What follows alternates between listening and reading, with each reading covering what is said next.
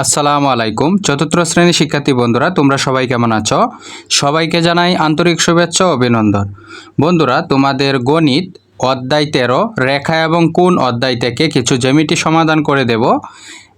এক, রশ্মি। যে রেখার একটি প্রান্তবিন্দু স্থির তাকে রশ্মি বলে। বন্ধুরা, এখানে একটি রেখা আঁকা হলো।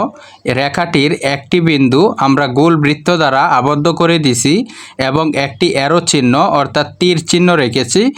এই বিন্দুটা এদিকে আর সরানো যাবে না, কিন্তু এই বিন্দুটা যত খুশি এদিকে সরানো যাবে।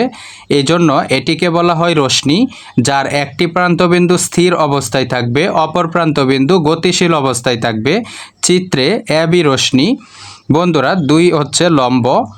একটি রেখা অপর একটি রেখার উপর লম্ব হবে যখন তারা একে অপরকে সমকোণে ছেদ করবে বা মিলিত হবে। চিত্রটি হচ্ছে এবি একটি রেখা, এবির উপর ওসি একটি লম্ব রেখা। চিত্রে এবি রেখার উপর ওসি একটি লম্ব। বন্ধুরা, 3 হচ্ছে সরল রেখা। যে রেখা চলার পথে কোনো দিক পরিবর্তন করে না তাকে সরল রেখা বলে। যেমন চিত্রে এবি একটি সরল রেখা।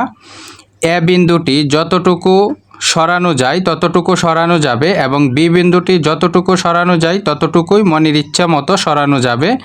2 দিকেই অ্যারো চিহ্ন আছে, অর্থাৎ এই রেখাটি ছোট এবং বড় করা যাবে। চিত্রে এবি সরল রেখা। তারপর হচ্ছে বন্ধুরা রেখাংশ। যে রেখা 2টি প্রান্তবিন্দু স্থির তাকে রেখাংশ বলে। চিত্রে এবি রেখাংশ। এখানে এ বিন্দুটি হচ্ছে একটি গোল বৃত্ত দ্বারা আবদ্ধ এবং বি বিন্দুটিও গোল বৃত্ত দ্বারা আবদ্ধ। এই দুইটি রেখার কোনো ছোট বড় করা যাবে না। যতটুকু তোমরা রেখাংশ আঁকবা ততটুকু রেখাংশই এখানে বর্ধিত করা।